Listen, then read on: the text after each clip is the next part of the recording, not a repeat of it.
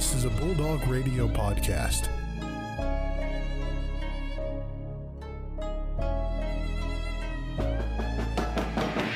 The Ferris State Bulldogs have upset the nation's number 2 ranked team. Wide open. Taylor is going to take this one to the house. Touchdown Bulldogs. It's the MVSP Season 4, Episode 57. I'm Joe. Now you joined as always with my brother Brandon Worth. Brandon, it's going to be a good day. We got a great show. All the meat and potatoes coming at you. All the meat and potatoes and all the other appetizers as well. Kaitlyn Orme from Ferris State Softball stopped by the show talking about their season under new coach, and obviously a good step forward so far. We'll talk all about that, as well as the Ferris State Sports Report, including a golf trophy acquired this weekend. We'll break that down as well, as the NFL draft is coming up on Thursday. Big time stuff going on. We're going through our mini mock, not all the first round, but top 10. Then we'll get to some of our players to watch and picks to watch out for here to finish out the show on Thursday. But I mean, we got some great stuff to get to here today. And it just feels like one of those great days. You know, the sun's shining. We need a little bit more. It wasn't terrible out. I mean, I went golfing this weekend and it was, I don't know, 45. Yeah. And like kind of rainy. And I was just like, because when I booked the tee time, it was like, I booked it for 3:30 and the rain said it was going to stop at 2. So I was like, perfect. It'll be a little bit sunny. Like I'll be fine. Like it'll be good. And then the rain kept going back and back and I wasn't going to finish till 5. So luckily I was only doing 9. And like near like the 4th hole, it kind of cleared up. But my hands were starting to get freezing. Like my hands were slipping on my clubs and stuff. So I didn't shoot very well. I didn't really keep track after the last like 5 holes because I went bogey, par to start off. And then I got a double. And I was like, yeah, I'm not going to pay attention no more. Yeah, it's a practice round. Did you do any slip club activity? You know, when too wet throws the club down the fairway? No, but I was drifting the cart around. Okay, that's fair. That is fair. That's for one thing. That is a weather-dependent activity. I know, yeah. You took advantage of it. You can't drift it. I was whipping it, you know. That's true. It was fun. Good thing the Marshall wasn't out that day because I wasn't tearing up the cores or anything. It was a good time. No. So speaking of which, driving, Talladega, what a finish that was. Kyle Busch got the win. You didn't watch it? Nope. That's fair. I only watched the last 12 laps, which is the only really exciting part that happens some of the times. I know Brendan Sanders is probably listening out there and just going to give me an earful about that if he listens to this, but I'll take it for what it's granted. It was a pretty crazy ending. Those dump and runs, man, at the very end. Kind of crazy. That's bake it. Yeah, shake it before you bake it. Ricky Bobby actually finished 32nd. I watched that movie as well this weekend. So did you really? Nice. Yeah. We watched that down on the way to Bucknell, and it was a classic. So you know what I think we should do? You know what we should do? Stop rambling, and then we should get into the interview. That's probably a good idea. So without further ado, let's swing it to the interview. Now joining us in studio, Ferris State softball player Kaitlyn Orme stopped by. Kaitlyn, welcome to the show. Hi, thank you for having me. Kaitlyn, thanks again for coming on the show. Really appreciate you taking time out of your day. I mean, last weekend got the split against Wisconsin Parkside and Purdue Northwest. Just walk us through those 2 games. Yeah, we knew that this weekend was going to be a big weekend in the GLIACs. We knew we had to at least try to get all 4, but we happened to get 2, which was really good for us. And when we were playing against Parkside, we came out swinging the bats well. We knew that it was going to be a gritty game because it was actually their senior day. So it was kind of a big deal to get 2 games on their senior day. So that was exciting for us to kind of wreck their senior day, even though that's not very good to say. But that's big time. Yeah, we were happy to do that. And then we came out swinging the bats well. Our pitchers were on. Our defense was stellar. We had some great plays. And then we traveled the next day over to Purdue Northwest, and we dropped 2 against them, but we came out swinging the bats really well. We knew what our goal was to get 2 from them, and we just happened to drop both in on Sunday. Yeah, and especially when you just mentioned kind of going from one venue to the next, especially, I mean, you guys do that quite a bit here in the GLIAC schedule, especially if you have to go across the pond or go down south. What is that like when you're playing at one venue on Saturday, then you have to move and then go play at another away venue then on the next day? We definitely I personally think of it like a business trip. So when you're on the road, it's a business trip and you want to go beat some people in their houses and in front of their hometown fans. So we got to do that at Parkside, and we dropped 2 against Northwest. Yeah, what's usually a go-to to kind of, stay loose on the bus? Is it more there's focus all the time, or you kind of more like relaxed and stuff like that? So we actually took the van. So we traveled 20 girls. So it was 10 and 10 in each van. Oh. So I know it's very good. Brother, that's miserable. It's not that bad. It's a lot of like team bonding and talking and like playing music. Kylie Winkles is our DJ in our band. So it's a lot of like hype up music and just I was what's on the chatting. playlist with that one?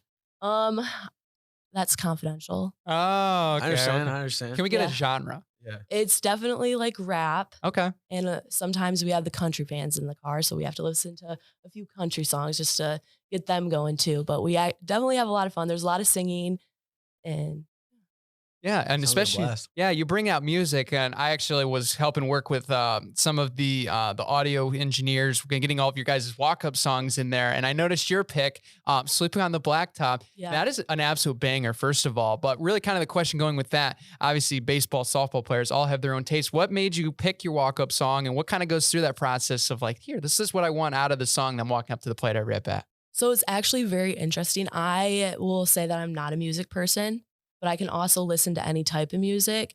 And my current boyfriend, he is a big country artist music. So he got me into that. And I was just like, I really liked a song. Like, would it be silly to do that? And then I was asking like some of my roommates and teammates, and they're like, no, that's a great song. And actually, like when I'm up at the plate, it actually like gets me really hype. And it's just like, okay, it's just like relaxing, like makes me think of summer, makes me think of like happy times. And that's definitely like what I think of when I go up to the plate, because you have to be confident yet relaxed at the same time. So that's something that I do. I just think of the happy moments, and that softball is just a game at the end of the day, that there's Yeah. always good things outside the Yeah. field. Absolutely.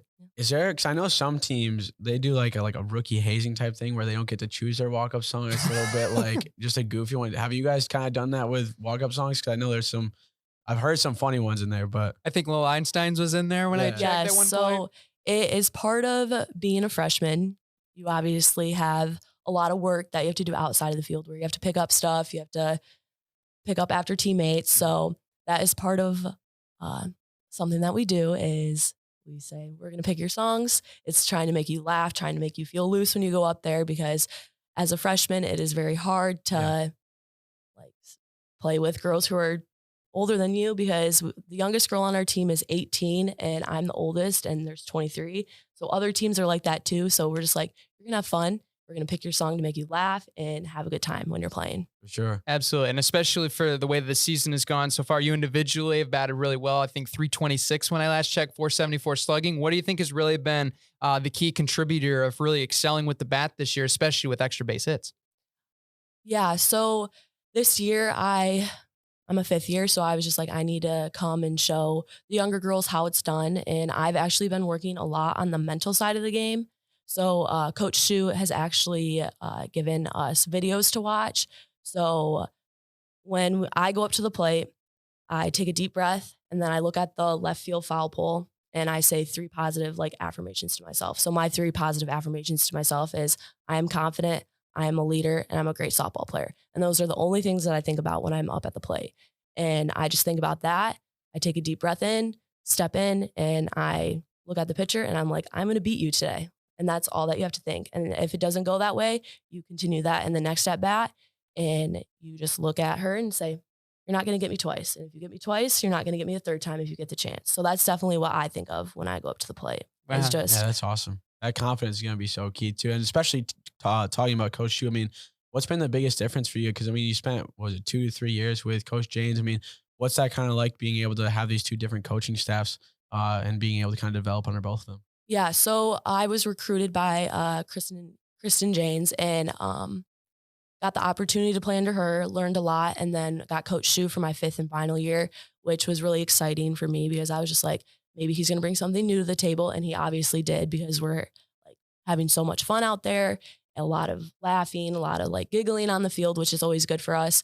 I grew up with very similar coaches to Coach Shu, and he was definitely the same coaching style that I've been like looking for, and was like, yeah, like, let's go. Definitely on the same page with his play styles, which is very aggressive. And I like that on the base pass.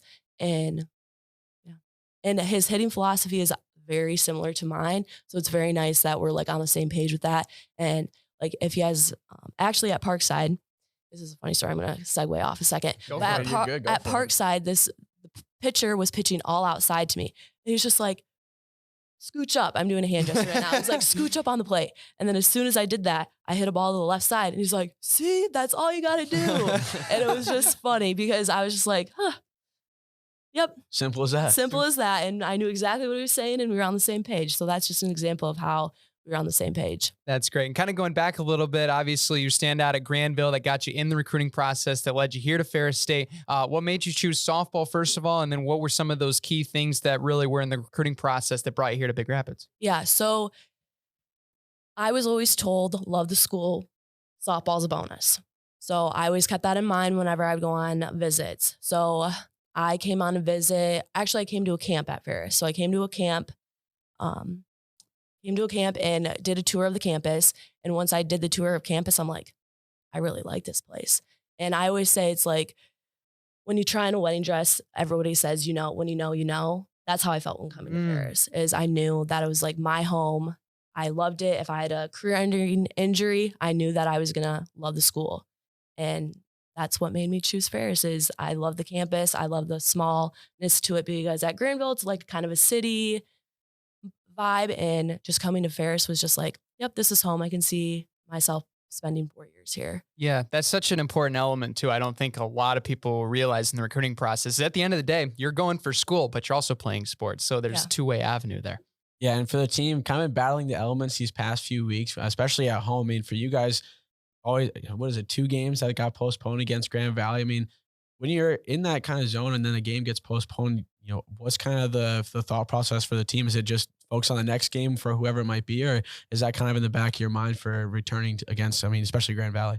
Yeah, so when games get canceled, it's annoying in my opinion, because you're like, man, I really wanted to get them today. So when that happens, the games get canceled and then you move on to the next team. But you're always thinking about what's going to be happening on the next. But coach always says 1 pitch at a time. That's like our biggest thing. Get on the field, take it 1 pitch at a time. Don't focus on anything else, 1 pitch. That's a huge thing right now for our team. Sure. Yeah. And when you guys, especially, I know, especially like my career in high school and whatever, like when you get the call that games are eventually going to be canceled, do you guys still like to try to get practice in as much as you can, obviously with the indoor facility we have, or what's kind of or you just kind of like take the day off a little bit, relax a little bit? What's kind of that process like when you have these rain delays? Because obviously it's up to Mother Nature a lot of the times, and she is very cruel oftentimes than Yeah, not. she is very cruel in Michigan, especially in the springtime for softball.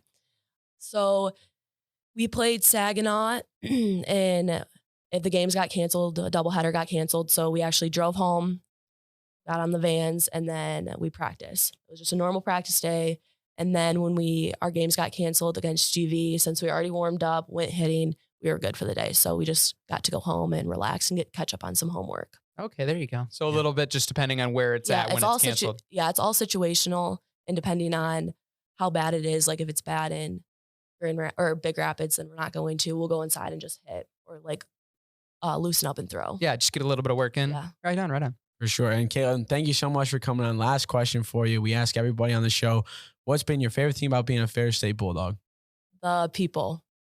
I just love the people that come out to the games, the athletes, the NARPs, as we call them, who just like normal classmates. That's you, Joe. Yeah, sorry. But you're good. yeah, just the people here at Ferris are some of the most unforgettable people that you'll ever meet, and definitely lifelong friendships are created here. Awesome. Yeah, thank you so much, Kaitlyn. Appreciate the time and wish you the best luck of weekend as well. Senior Day on Friday. Yes, very excited for that, and go Dogs.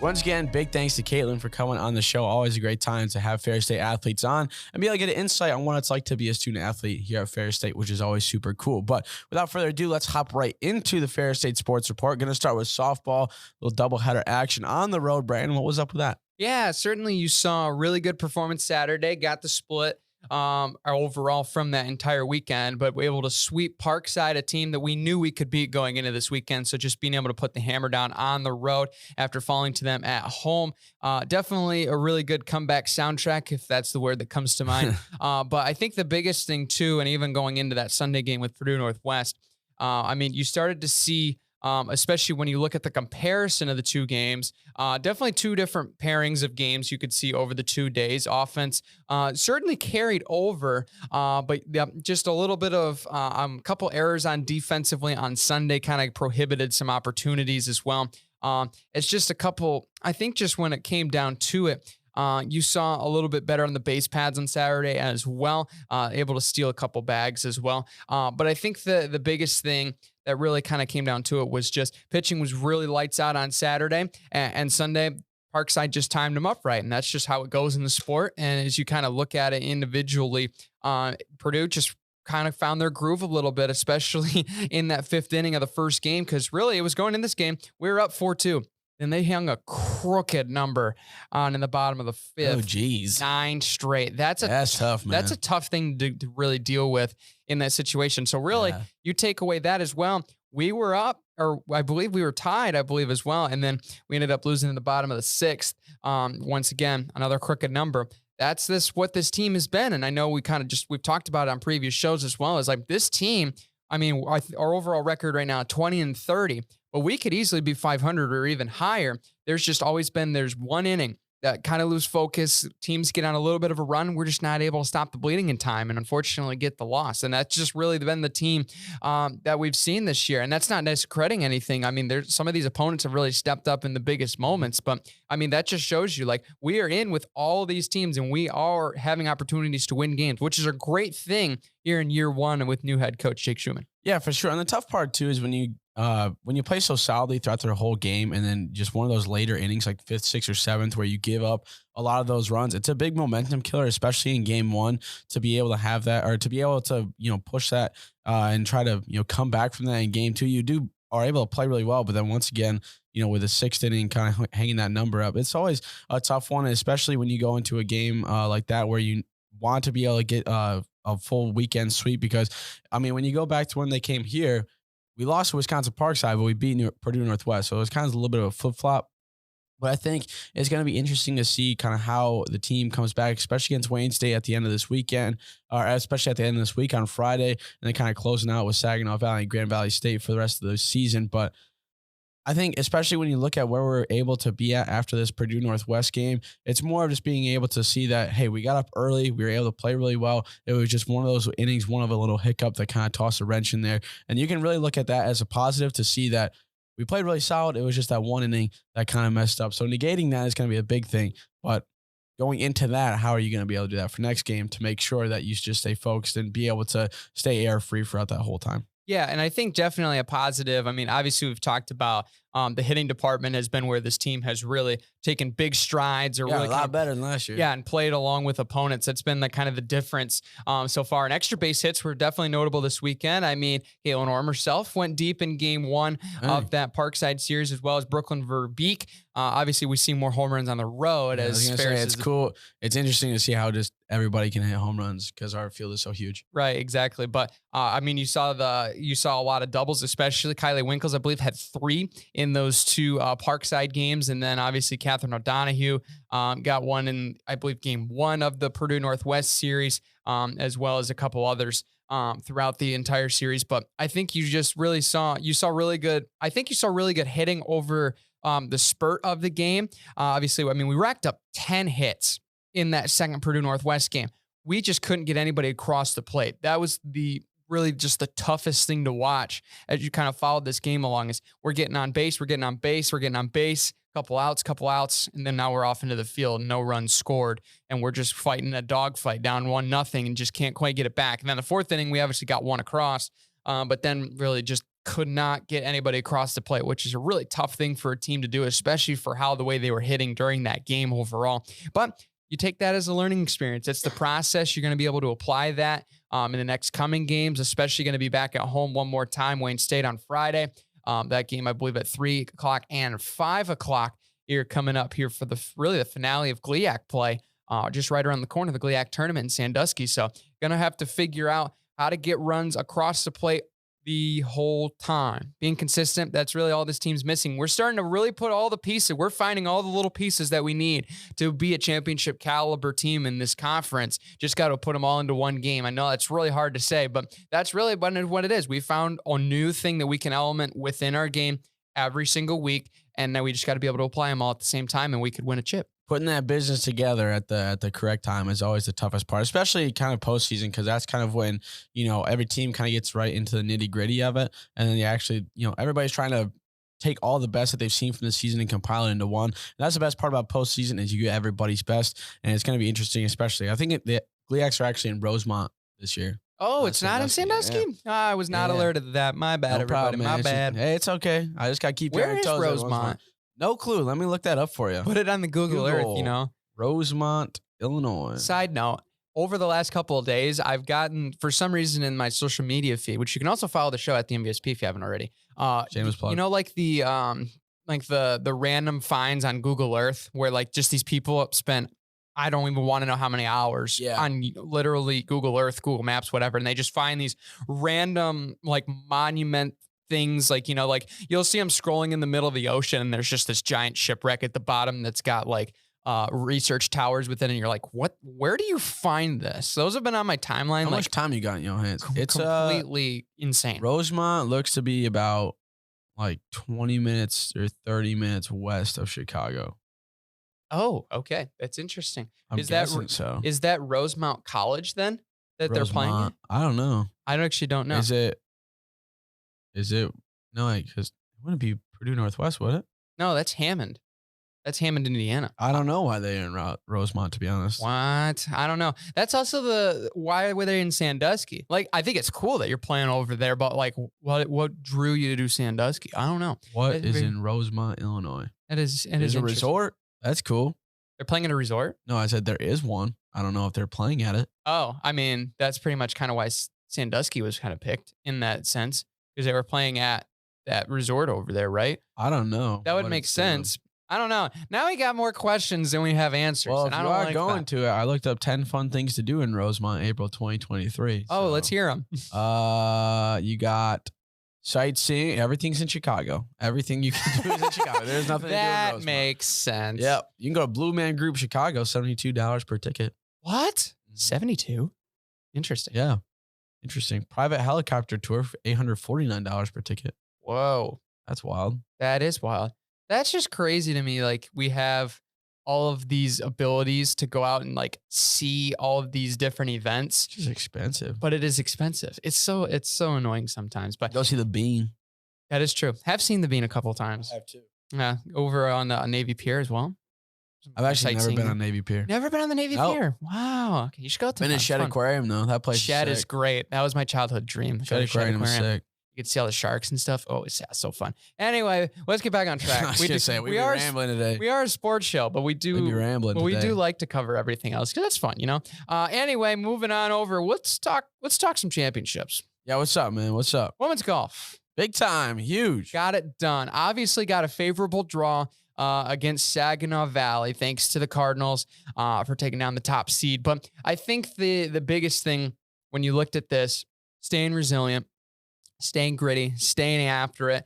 And I mean, this group really worked hard to get through it. I mean, beat Grand Valley State in the semis 4-1, and obviously taking it down to the wire to the last pairing. Lane Eldridge shuts the door on the Cardinals 3-2 victory. I mean, that's just a fantastic finish to a great season. So I just really can't say enough good things about how well this team fought throughout the entirety of this tournament, because when you looked at how really a lot of these other teams were playing, we knew we were right there the whole time. And obviously we had gotten a little bit of passive looks from the rankings committees and all these other analysts probably going to be saying, yeah, probably looking at Saginaw Valley, probably looking at Grand Valley potentially as a team that could spoil the number 1 seed. But I think you looked at how they played. They stayed resilient the entire time. And I mean, even if they were down, fought their way back. And I think that just proves how gritty this team was. Because, I mean, you look at some of these pairings, we were down early on in some of these pairings, right? Lizzie Anderson was down after the first couple of holes, then brought it right back to a tie, and then absolutely ran with it. And we ended up held on to that one as well. So I think when you look at that, especially, and I mean, Elena Eldred in the final pairing, she was down after 5 holes as well, but she really put a charge in those last couple of holes.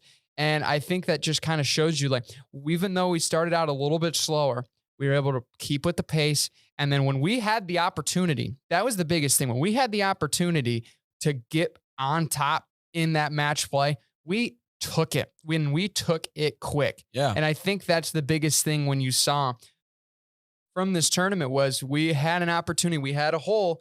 where we were able to take advantage. I know, especially when you looked at the third pairing. I mean, when you went into that fourth hole, there was an opportunity there for Cameron Shannon to get a birdie and get on top in that match. And that's exactly what she did. And she was able to hold that out. I had a little bit of a fight back there from the Cardinals on 10, but then was able to hold that one, or really kind of hold that one out for a majority of it as well. I think you saw that, especially not even from like necessarily the two pairings that won. You still saw that fight back.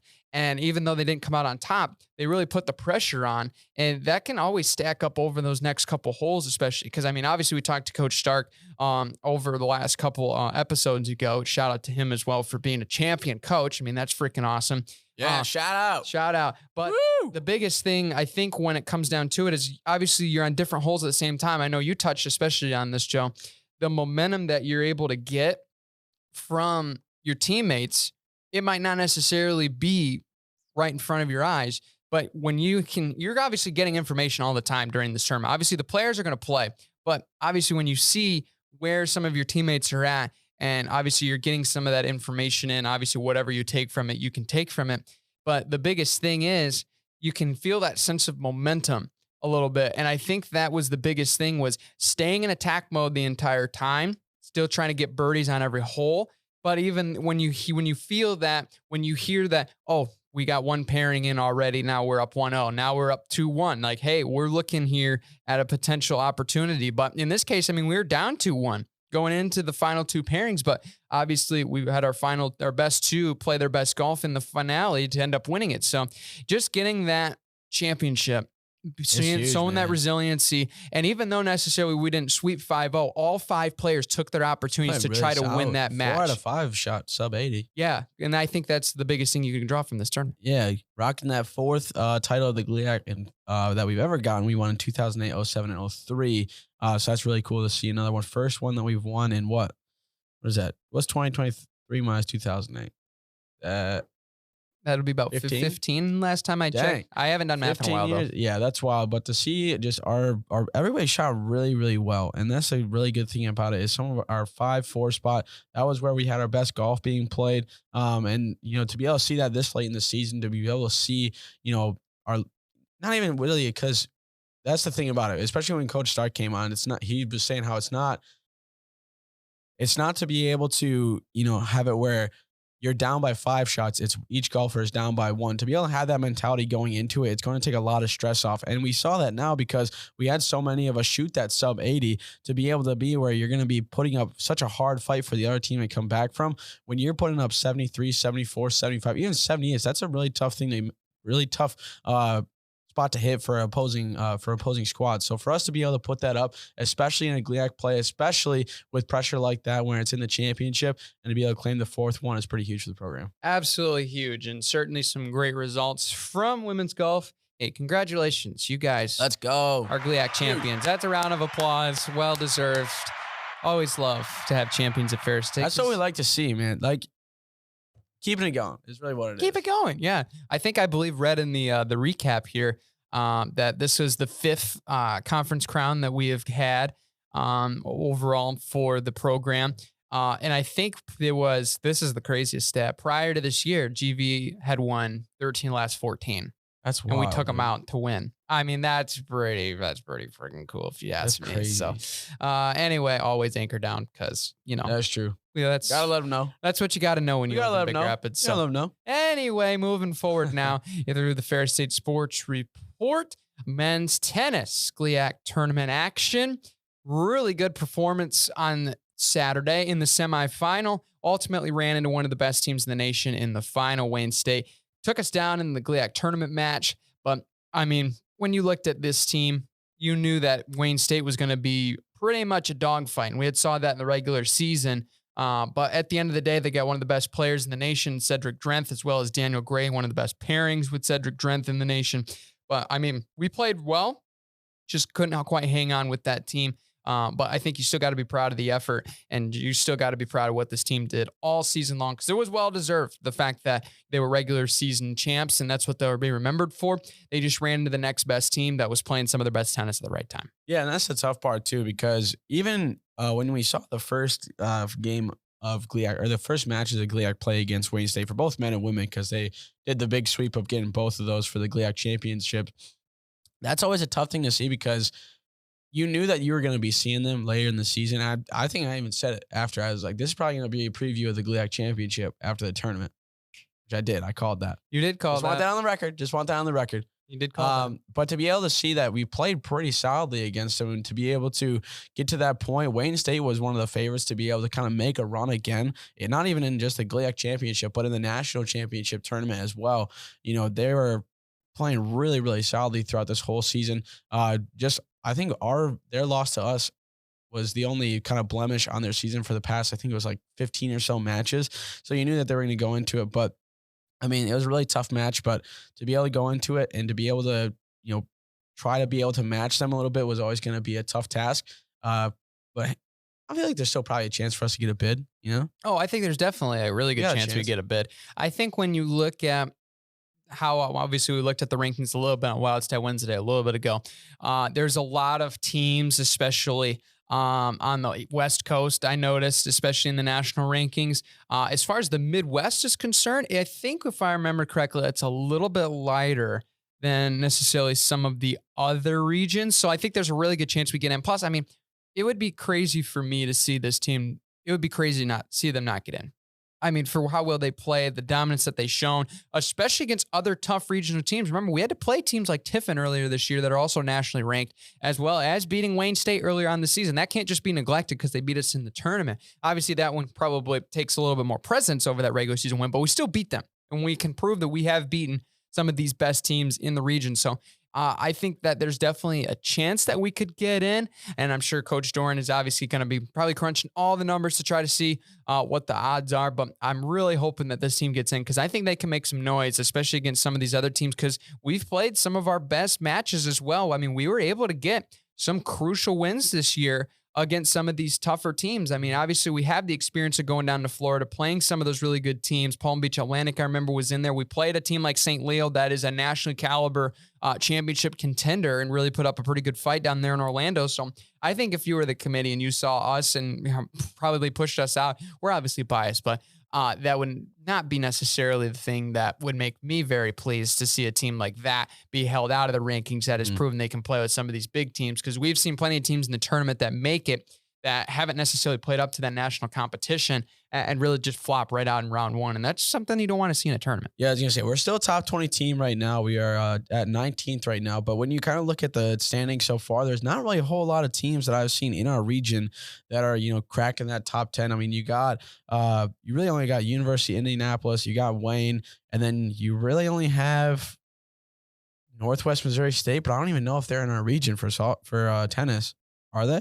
I actually don't know. They could. I mean, it depends on how the draws are, because I know, like, even in like golf, especially, like the same regions aren't necessarily the same in men's versus women's. And I'm not sure if that's necessarily the case in golf as well as tennis, but I'm not sure. But we can definitely we'll definitely be looking forward. Tiffin is the other one. Yeah, Tiffin is definitely in ours, I would assume, unless they're in the East. No, that could not be right. We're learning too, everybody. Don't worry, we're figuring it out here. There's only 4 teams right now that I see really could maybe beat us out for the regional things. But other than that, I don't see anybody else, because everything else is really down south. You got teams in Georgia, you got more Florida teams and stuff like that. We should get a bid. I don't know why we wouldn't get a bid here. I couldn't imagine that. Again, obviously they haven't released who in the tournament yet. Right. So it's all purely speculation. But Yeah. But I would assume that. We'd have to get in. Pretty much. Like, yeah, I don't know why we're still 12-3. We're 7-1 in the last 8 games. Even more than that. 1, 2, 3, 4, 5, 6, 7, 8. 8-1 in the last 9. Yeah. That's a pretty solid little resume to build up for this. That's what I mean, dude. Google. We have the resume to make it in the tournament. Show Division II men's tennis. We'll play some Jeopardy music in the background. I don't think it's loaded in the machine though, unfortunately. I doubt it. Which is unfortunate. But I don't know when it says. It's very. I just went on ITA and they did not have it listed. Yeah, so I don't know when that is, but we need help. All of our tennis peoples, whether it's Parker, Yannick, Coach Soren, somebody let us know. We need to know, and we'll make sure it is updated by Thursday. to let you know when the selection show is getting down and what are the chances that we get in. I hope that they're very good because this team has definitely proven, at least to my eyes, and obviously we're biased, but whatever, that's our show. And the championships are in Orlando, Florida. They are in Orlando, Florida, which is where we played earlier this year. Yeah, crazy. I know. There's everything in the stars is lining up. Obviously, the conference championship would have been the icing on the cake, but I mean, come on, man. We need to be playing in the national tournament. That's all I got to say. This is just a side note. Every time I hear stars align, I think about the song from The Greatest Showman when they're little kids and they're walking through. It's like, I know. Stars. Yeah, I know exactly what you're talking about. Yeah, that's every time I hear that line. That's what I think about. That is pretty funny. Brightest colors. I should probably stop because I don't want to get a copyright strike for how good my singing is. Yeah, we already have people on the phone just calling us. Hey, don't sing that song on airways. Even before we release this to the public. Yeah, pretty much. Yeah, we're getting calls left and right. We're getting calls left and right already. I mean, could you imagine though? What? Just like we're live recording a podcast and then all of a sudden the phone rings. That's FBI level and stuff. It's just like CIA stuff. You're just like, what is going on right now? And you're like, shut the show down. You're lightning quick. You're lightning quick on the buttons today. I am lightning quick on the buttons. Anyway, lightning quick, you speak. I see your transition game. Al Owens. Try to do that. Yeah, you did. Just don't. You were keep professional. Going. You're professional, Joe. Anyway, Al Owens Classic going to Grand Valley. Meet was moved from Saturday to Friday due to inclement weather possibilities on Saturday. We missed the spring game. Yeah, I know. It sucks. But I heard there was great things from there, and we'll get to that in just a minute. But overall, great performances from the weekend. A lot of PRs, especially in the distance departments, as well in the field and throwing departments as well. Saw some really good events. I think overall, when you saw the level of competition here at this meet, it was definitely, I think, higher than we had seen in years past. And I don't think I actually competed in Al Owens last year. Or no, yes, I did in the 5K. It was such a long time ago. But there was more heats, I think more competitive competition in those events that this last Friday at Al Owens than there was a year ago is what I'm trying to say. So there's better competition there. And it definitely was on display. I mean, you saw a lot of PRs. Donis Harris, Noah Griffith did some damage in the 1500, both PRs there, 353, 357 respectively, as well as Dan Hardesty. My buddy made his debut in the 800, did some damage, 157. He ran 13th overall in the meet. That's a PR for him, as well as some really good performances. Also in the throws department, Kyle Driard, 6th overall in the hammer throw, as well as Aiden McGuire, 8th in the discus. Aiden's really coming along. Shout out for him as well, coming on the show just a little while back as well. Women's side, Nia Tyron, runner-up, 400 meters. Again, really good time. I believe almost nearly matched the time from Bucknell in that invite meme. Yeah, we were trying to like reach across the table. Audio medium obviously took that away. But Claudia Wilkinson, 5th in the high jump. She's continuing to compete very well. Emma Stefan, 6th in the hammer throw invite section, as well as Bree Copley, 5th in the invite section of discus. Whitney Farrell, 7th in the steeplechase as well, continuing her dominance across the barriers. Blenny Strauss, 1500. She placed 8, or wait, no, that was definitely the 5K. That was misread on the recap. Gosh darn it, guys. What are we doing here? Anyway, I'm just kidding. I was actually probably me that wrote this article. Nah, just kidding. That's also false. But anyway, 8th in the 5K with a PR time. So congrats, Melena, as well. As some other great performances across the board from Calvis. We can't get through all of them because, yes, we'd be here for pretty much hours, but still really good performances. It was nice weather, it was a little bit colder. Definitely good performances to go into this tune-up weekend. And because, I mean, we were facing quite a few conference opponents as well as some regional teams that will simulate the conference opponents as well. So definitely just being able to see the styles, especially of racing. And obviously you can see some competitors that can throw, jump, and sprint very far. So I think when it came down to this weekend, it was a really good statement weekend, especially for a lot of us being versatile, because a lot of us, especially like myself, I was running the 15 and the 800. Both I got PRs, so I was definitely happy with that. But you got to see a lot of these other guys competing in events they're not accustomed to competing in. A lot of them went down in distance or even went up in distance to something that they hadn't ran before, and they were still running PRs in this season, even though they hadn't ran it at all in seasons prior or Yeah. even races prior from indoor. So I think that just shows you the versatility that's starting to come with the speed that we've built and the strengths, and just a lot of really good times, really good jumps, really good marks for being in competitions and events that we hadn't been accustomed to. So I think that's showing the versatility of this team. And I think that's something that's going to really look forward here upcoming to this weekend, Davenport or Grand Valley. We'll stay tuned on Thursday to hear the deets on where everyone's going, because there could be a possibility of a split squad. Still trying to figure that out. That's the insider information that is not quite confirmed. Are they going to split it up, men and women's? No. Or is it more of like a... It'll probably be performance-based. Oh, so like an invite type deal? Mm-hmm. Yes, because Grand Valley is hosting a meet that is simulating another meet that's usually held in Hillsdale that they can't host because their track got flooded and now needs repairs. So it's like Northwood a couple years ago. Yes, exactly. So it'll be determined based off of who makes in where, how many make in what, who goes where, yada, yada, yada. We got to figure out entries and stuff, which I think that's all going to be due Wednesday. So we should find out by Thursday on the show who's going where and how many great performances are going to be had, because there's going to be a lot of good ones. I can tell you that on Tuna, because we got GLIAX coming up here real soon. Yeah. Good What stuff. is it, 1 week? 2 weeks? It'll be 1 week from Thursday. Dang. You'll be really rocking it. Yeah, we're in the home stretch, man. I mean, I'm feeling it just with finals, let alone I was going to say, you got sports. 3, 4, 5. Are you walking at graduation this year? Yeah. Dang, you got 3, 4, 5 then the day after you walking. Yep. Dang. Gonna be a busy week. It is, dude. Buckle your seatbelt.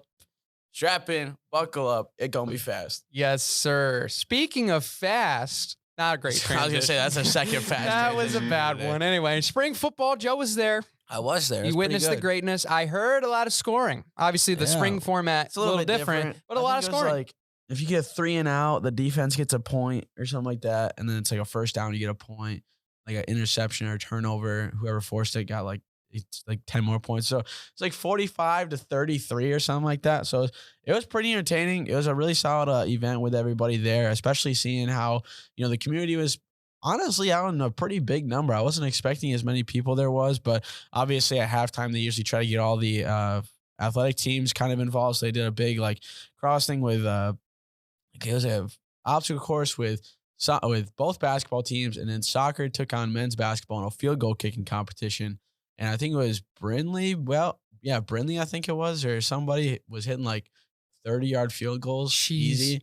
Yeah, Jimmy, I think Jimmy hit a 40-yard or something like that. I did see that Bella was there as well, who was a former high school kicker, actually. Yeah, found that Bella out when I was Bourne, doing a story about her in the Ferris State Torch, which you can read that online. Yeah, as she well. was dialed in. Yeah. They were kicking it real well, but it just sounds like Bronx was taking L's this weekend. yeah, it was tough. This last it was week, tough he's looks taking for L's. Bronx. It was tough looks for Bronx, but it looked like a really good time. I mean, everybody was really enjoying themselves. I mean, but football's looking pretty solid. I mean, a lot of people kind of saying if we're going to be as good as we were last year, especially our defense-wise. But I still think it'll probably flip-flop like it was, 2 years ago when we won the national championship, how our offense was just bar none, second to none to anybody. And then obviously a flip-flop. So I'm interested to see kind of what we're more heavy on. But offensive-wise, I think we're going to be pretty solid. Defensive-wise, we're really good. We basically got our whole receiving core coming back with Tyrese, Xavier Wade. Who else is there? OB. We got a lot of guys who are going to be able to kind of make a return and be able to make some noise. So very excited for fall time. Always going to be super exciting counting down the days till we play. I think it's Mercyhurst, the first game, because Finley don't want to play us no more. That first game. Yeah. Finley, come on, man. I know, right? That's a long tenured rivalry too. I know. Well, That's crazy. because it was like a big GLIAC thing for the longest time. Because it was always we'd play each other first week and we would be always pretty close or whatever. But we're like, no, I don't want to do that no more. Do have big tests though. Week 3, Montana going over there to play D1. That's gonna be fun. Oh yeah, that is true. I think because what is it? We have Montana, then we have a bye, and then we have homecoming right after that. Northern Michigan. Our first game is homecoming, which is wild. And I think we have American International as well, who is also some really weird teams are playing this year. It is different this upcoming year. But I know American International is playing Grand Valley as well, so I think they just wanted to play two GLIAC teams, which is fair. They've got makes sense. They're a good team too, so it's going to be pretty good competition. So Yeah. looking forward to it. It's going to be fun. Game was all right though. Yeah, I'm very curious to see. Obviously, you mentioned the offensive firepower we had in 21, 22 last year. We relied on the defense. We see complementary football this year. We see a little bit game by game dependent where we might be all really hot offensively and then really shut down defensively. It'll be very interesting because I think when you look at this year compared to the other couple of years that we just mentioned, really going off of that, I mean, there's not necessarily one side that's like glaringly better than the other. Yeah. And I think that's going to be really interesting to see how that progresses in the season. And obviously, we just need to stay off the injury report. That's one of the biggest things that really hurt our offense last year, honestly, was our starting quarterback ends up getting hurt. Receiver group just gets wiped out. And a lot of our O-line were banged up. So that's all just defense, man. That really it was really defense. So I'm really hoping that we can get everybody back healthy throughout the entire season and put together a really good campaign this year because I think we can do some damage again. Repeat? I'm hoping so. I would love to go back to Texas. I would love to go back to Texas as well. I would prefer, please, to get on the plane, though. Yeah. That's all I ask. I think GLIAC's also going to change up a little bit this year because Grand Valley's probably going to go through a little bit of a culture change with the new head coach. You know, a lot of new head coaches. Yeah, in Wayne there. State got, who was it? The NFL guy. What's his name? Oh, yeah, I forgot his name. I forgot his name, but to be able to have some NFL experience on that coaching staff, I think they're going to be able to pick up a lot. I know they got a lot of transfers from Saginaw Valley already and Grand Valley once Mitchell said he was leaving. So that's going to be interesting how kind of they play out. And obviously Saginaw Valley was really starting to be on the come up. So I'm excited to see what they do. But I think the GLIAC's going to be a lot closer than it was these past 2 years. I don't think it's just going to be us and Grand Valley kind of running the table. I think Saginaw Valley is probably going to make some noise. Which they usually do. It's usually a pretty close game between us each year. But I'm very excited to see what we're able to do this year, especially going to Montana, what that's going to be like, because I have a feeling that it could either go really well where we get an upset or we might just get rolled. I don't know. Yeah, it would be very interesting. It'll be very interesting to say the least. We look forward to it. We got to pack the pound this year, y'all. It's going to be fun for sure. I believe season tickets are still available at FairStateBulldogs.com. Well, pick it up. Information for more. Anyway, that's going to do it for Fair State Sports. I know it's a really short segment today, but got some more to cover. NFL draft coming up after this here on the MBSP. Finishing out the show here on the MBSP, we're going mock draft style. Not a full first round, little mini snippet, you can call it, just a little taste of a mock draft. We're going to go the first 10 picks. Me and Joe will alternate. Joe has elected to take the odds, and I will take the evens of each team. So we'll obviously make our selection. The opposing will make their counter argument, and then we'll kind of get into some sleepers and some picks specifically. It'll be a little bit really more both of us do a 10 thing is really what it is. Yeah. But our pick is final for what is the draft. Yeah, this is actually the NFL draft. This is actually live. the NFL draft. So if all the NFL GMs are listening, then you guys have to listen. Yes. So bet on this if you're going to do a parlay here. Bet on this. So anyway, number 1 with the first pick, Joe. The pick is in. It's clean. Yeah, it's clean. I like that.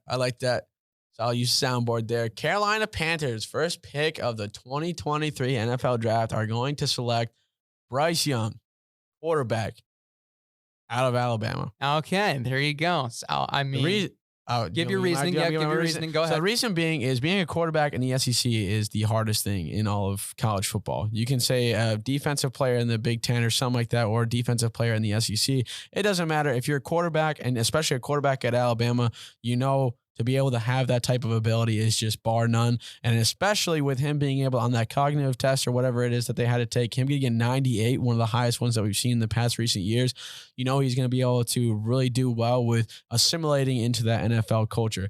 Not only that, really strong arm, really accurate. He's athletic. And I think that's going to be able to do pretty solid numbers because Panthers really haven't had a type of quarterback that has this type of ability ever since Cam Newton and his last couple of years. Because you get Sam Darnold, Baker Mayfield. Those guys can't really have the same. Those guys don't have the same really skill set as Bryce Young. And I think he's definitely going to be one of these quarterbacks who's probably going to make the quickest change to the NFL. Yeah, I really like that. He's pick. small, but yeah, I think definitely it's Bryce or CJ first overall. Yeah, I think really that's a pretty much consensus. But I think Bryce Young, his IQ is what makes him elite, even though everyone's going to be doubting his height, his size. He's got the IQ to make up for it. He's a very good, accurate thrower. He's a very anticipatory thrower. He knows exactly when to put it on, and he's really good with timing. So I think that's naturally a good pick. The second pick going to the Houston Texans, I think is going to be an interesting one. I feel like Colin Cowherd when we're playing sounds the not sound. copyrighted. Yeah, I mean, I might be totally on that one. Yeah, we don't make Anyway, money off it's this. too freaking fun. I mean, we're GMs, true. Joe. We can have fun That's with true. this. Yeah, we do really well. Anyway, I think that there's really no other way that you could have this go.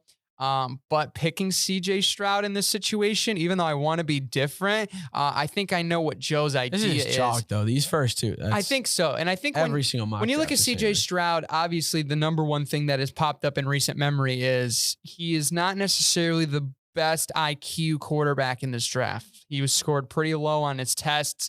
When it came to the intelligent test, I don't know if they took the Wonderlic. I know they took the other one, and he scored one of the lowest of all the quarterbacks in the draft as a whole. It's also one of the lowest in history. Yeah, like it's not great. But here's the thing, like a lot of these quarterbacks, you're going to be very smart. We have a lot of good intelligent quarterbacks that we've seen in years drafts that they still haven't panned out. And there's been some that are susceptible to learning new schemes at a really high level. And I think CJ Stroud could be that guy because he has everything that you're looking for out of an arm talent, right? He's got the strength. He's got the arm power. He can throw it 55, 80 yards down the field. Even if he really wants to, I bet he could touch probably in the 70s to 80s range. But I think with him also as a dual threat guy, I mean, he can move out of the pocket. We've seen him when he played against Michigan, that he can do that. And I think his ability to recognize blitzes can definitely improve. And I think that football IQ will obviously learn later on, and I think he'll get more of an accurate statement of the game. Some people are saying he's the next just Jamarcus Russell.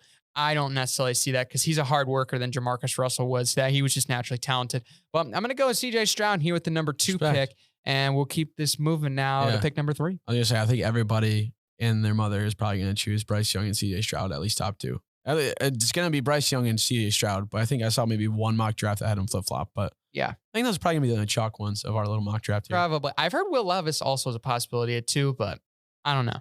I'm just not sure about Will Levis. Number 3. I don't know who. That's the thing. Cardinals are so bad right now with just whatever they have because, I mean, what is it? I think it was Buda Baker wants out. You have Kyler, who's too focused on playing video games all the time. But I think really you probably just got to get something with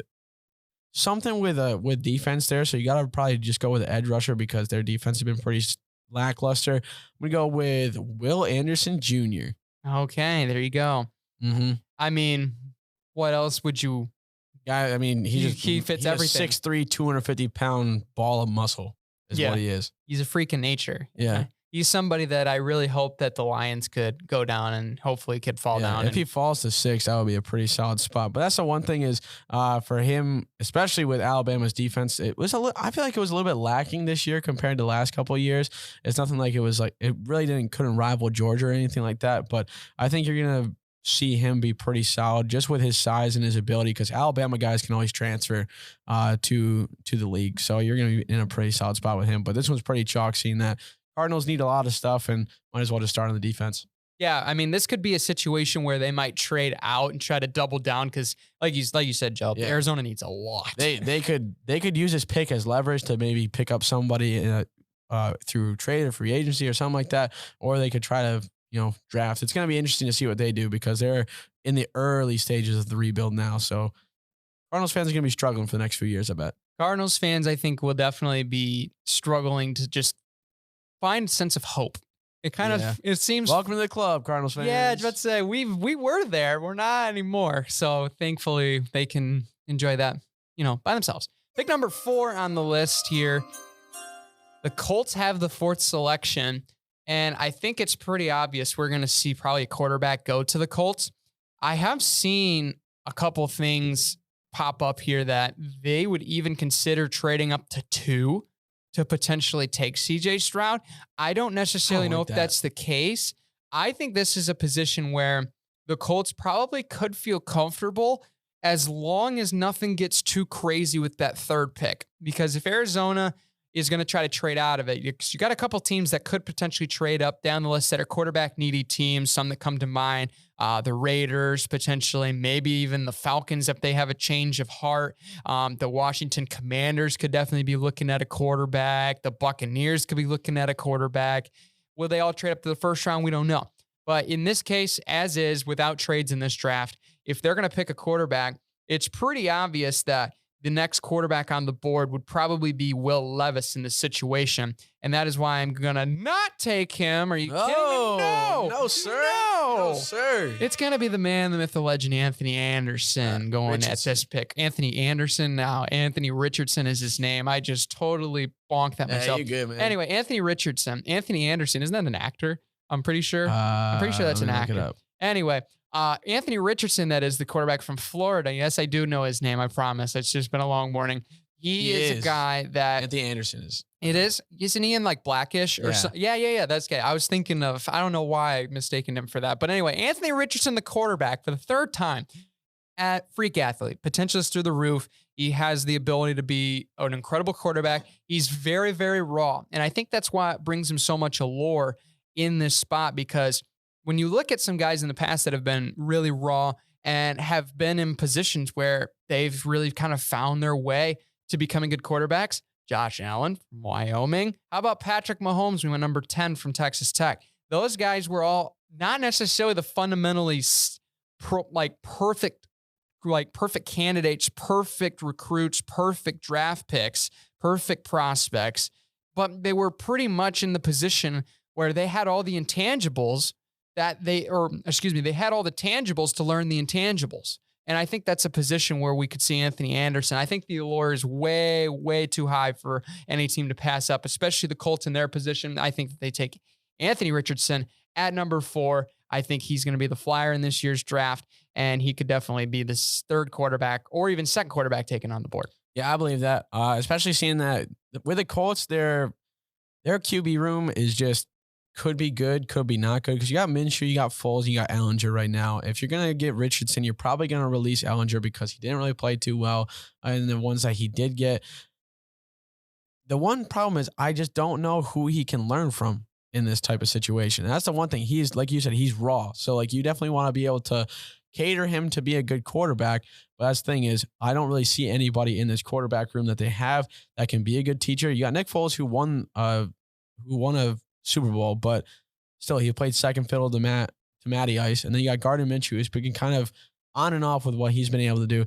I like it a lot. It's either probably going to be Richardson or Levis that goes. They both have incredible arm talent. Richardson is definitely going to be the one if they want to make their offense more versatile and not just pass heavy, as well as have Jonathan Taylor. That's going to be the one thing. So I think if they take Richardson, it'll make it a lot more of a two-way offense rather than more one-dimensional. I could definitely see Will Levis going in this spot, but I've been fading Will Levis based on some of the tape that I've seen. So that's just my personal opinion, and that's why we have our own draft here. Respect to the boys. Number 5. Old Seahawks. What do we want to do? Another one where we got to kind of go a little bit heavy with defense. Just whatever they need. Especially, you got Geno. He ain't right back. So their offense has been pretty solid so far. This one's kind of chalk because a lot of people are saying it's either going to be Tyree Wilson or Jalen Carter.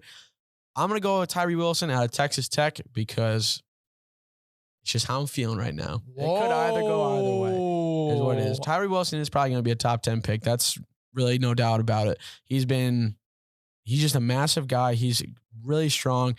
That's the thing too, is he's got a lot of athleticism for him because he has incredible acceleration off the jump. He's been really solid with getting around run blockers, and he's been able to pressure the offense pretty well, especially being in the Big 12 Texas Tech is in.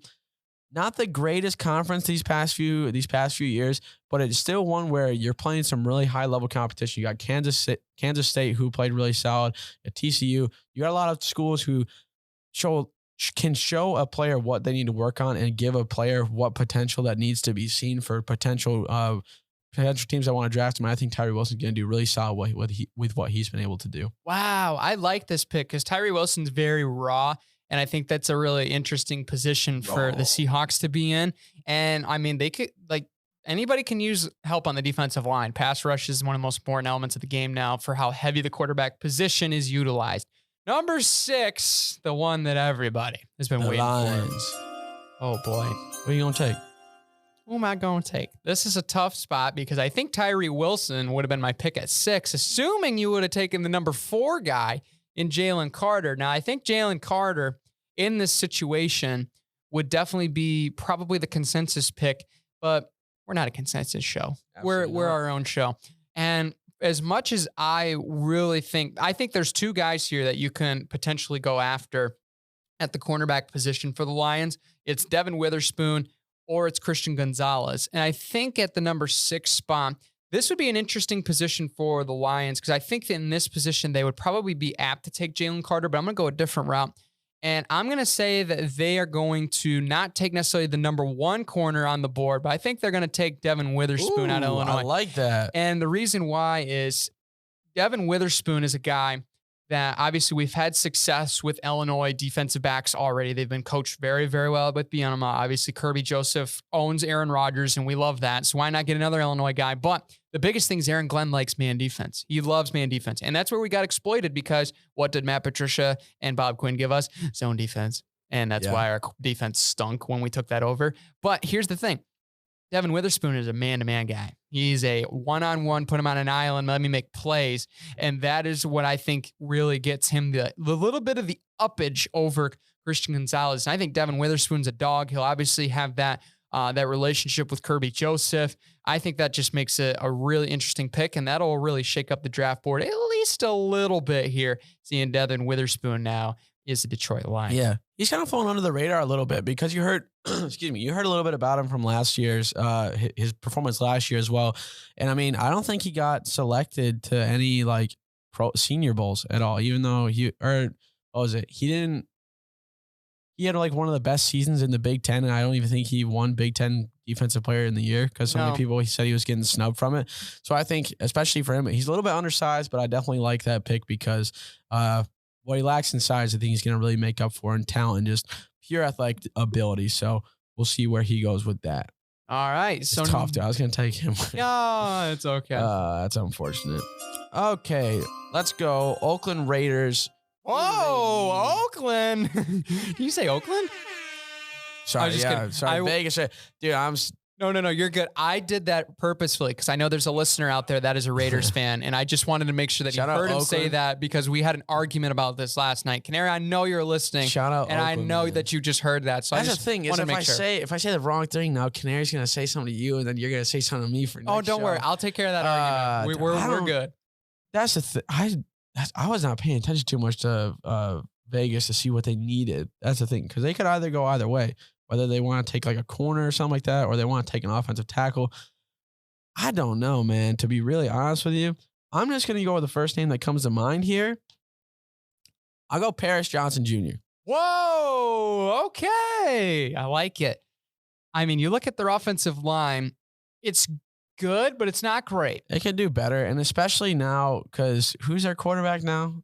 Jimmy Garoppolo. Jimmy G. They need somebody to protect him because he is not going to be a scrambler at all. I think with him, he's been not with Jimmy G, but with Paris Johnson. I mean, for him to be at Ohio State, to be able to protect C.J. Stroud for these past few years. Of course, C.J. Stroud is one of the more mobile quarterbacks in the Big Ten and in the country, but for him to be able to make it so it was a rarity to see him sacked. He did struggle against Michigan. I don't think he struggled against Michigan. I know the O-line kind of like collectively for Ohio State struggled against Michigan, but for him, he was really solid during that game. I just think, too, when he gets on you, he's not going to let you go. He's not going to let you get around. He just got that ability to keep in front of you and be able to kind of really negate any type of pressure that's going to be coming his way. So I think for him, especially for if you want to try to protect Jimmy G, who's been a little bit injury-ridden these past few years, and as well as he's not as mobile as he once was, I think you're going to be able to get him a lot of time in the pocket if you take Paris Johnson Jr. Okay, there you go. Paris Johnson Jr. is now a Las Vegas Raider. What a pick, Joe. I like you, that. Paris Johnson. Hopefully you're listening so that way you can pack your bag to Vegas already. There you go. Number 8. I mean, I'm going to waste no time. If the Falcons can find a way to pair Calais Campbell and Grady Jarrett to one Jalen Carter, they're going to take that 90% of the time. I mean, that's a slam dunk pick for them. They'll definitely look past what they've seen. Obviously, the reports about is he going to be in fit shape? Is he actually like committed to the game and whatnot? So I think that it's an obvious pick. If he falls that far, Falcons are going to take him. Best player available, would be a top 5 player in the draft if it wasn't for some of that crap that he's dealt with already. And just frankly, he's a good football player, and that's what you want. And I think that with the big boys up front there in the A-Town, I mean, he'll fit right in. I mean, he's going to be staying right there in Georgia, and he's going to be wreaking havoc for the Falcons in those gradient uniforms next year. Yeah, for sure. I believe it. Okay. Number 9, the Bears. The Bears. If the Bears are lacking one thing, it's a defensive front. Let me tell you what. Their offense has been pretty solid. You got Justin Fields, who was setting the record for most rushes for a quarterback with his rush yard capabilities. It's just a defense that's got to step up a little bit. Seeing that they're 3-13, 3-14 this year. Not great. Not great at all. So I think I'm going to go with, a consensus pick for a lot of people. He's basically the one that is kind of next on the depth chart for defense. I'm going to go Myles Murphy. Oh! Yeah. Because, I mean, if you look at him, he's been pretty solid. He has a bit, I mean, Clemson in the ACC for football has not always been like the greatest. Clemson has kind of fallen off a little bit ever since they don't got Trevor Lawrence no more. So that's kind of the tough part about it. But I think when you look at Clemson's defense, they've been pretty solid. He's able to be able to make through. He's able to also look for windows throughout. So he's going to be windows of kind of open, and I think he's going to be pretty solid.